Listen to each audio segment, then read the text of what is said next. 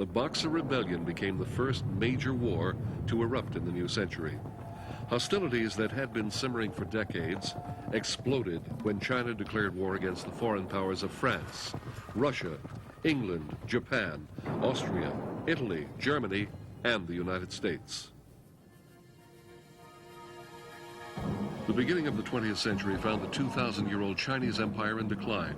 Foreign powers descended like vultures on what was left of the dying Manchu dynasty. The once powerful Chinese people fumed as they saw their land and protectorates taken over by foreigners. Hong Kong and Burma were lost to England, Korea to Japan, and Vietnam to France.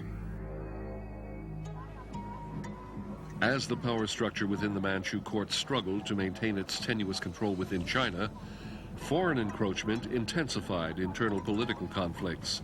What had been an ancient closed society was threatened by the corruption of progress and foreign influence. The Chinese became distrustful of foreigners and were greatly concerned by the influx of Christian missionaries who converted an increasing number of Chinese to an alien religion. A campaign of terror had begun the previous year when a secret organization called the Boxers began killing Christian missionaries and their converts in the northern provinces of China. The Boxers were a clandestine social society that had been in existence since the early 1700s. The group preached a mixture of Buddhist, Confucian, and Taoist ideas and was rabidly opposed to any change in ancient culture. Members practiced a form of shadow boxing and believed that followers of the cult were invulnerable. In May of 1900, the Boxers killed 4 French and Belgian railway engineers.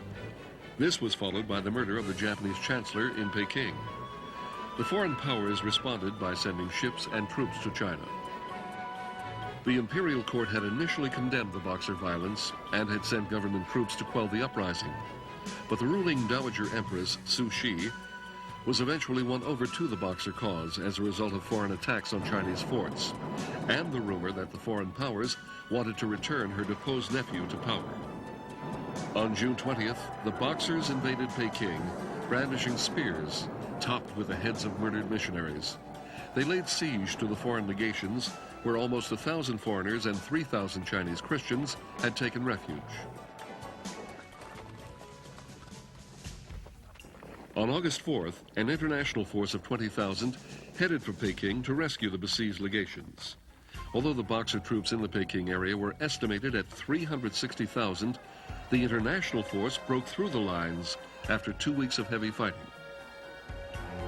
54 days after the siege began, the foreign legation was rescued.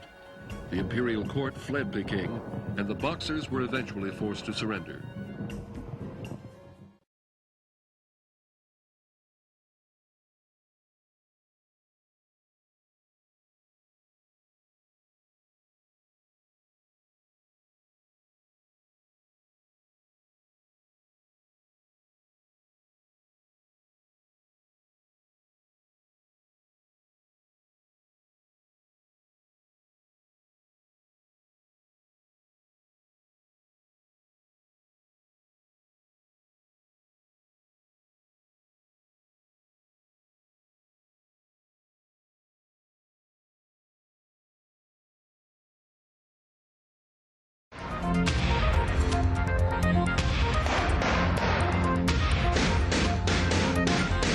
A century ago, our Navy sought out on a voyage that was the most modern, most public display of naval readiness the world had ever seen. The Atlantic Fleet traveled more than 43,000 miles in 434 days, circling the globe. If only one mission is to be mentioned, it's this. Through the Navy, the United States of America expected to be taken seriously as a major global power when the Great White Fleet set out from Hampton Roads, December 16, 1907. It started out as a trip from the East Coast to San Francisco. They ended up circumnavigating the globe, fostering goodwill through port visits, all the while captivating our nation. For the Naval Media Center, I'm Petty Officer Matt Oldham.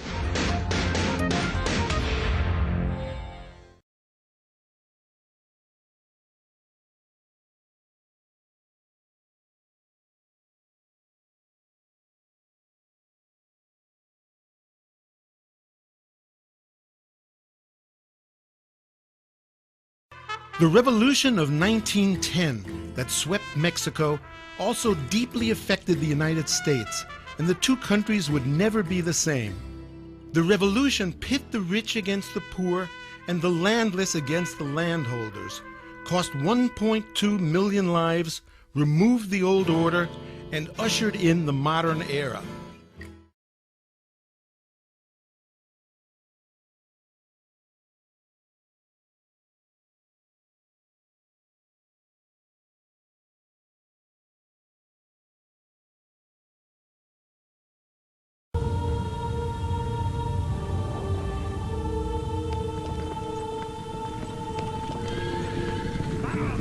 En 1912 ya era muy afamado el nombre de Francisco Villa. Abusaba de cuando a mujer le gustaba o que le dijera no, la mataba. Era cruel, sanguinario, era... El hombre más criminal. Que dicen que él robaba. No robaba, lo que hacía era quitarle al ladrón lo que había robado para regresárselo a su verdadero dueño. You can't make a hero out of a murderer. Porque nosotros lo queríamos a él como a un padre, porque nos recogió como pues huérfanos. I've always heard all my life here from a lot of people from Mexico who would consider him a hero or a Robin Hood, and I don't know that that's true.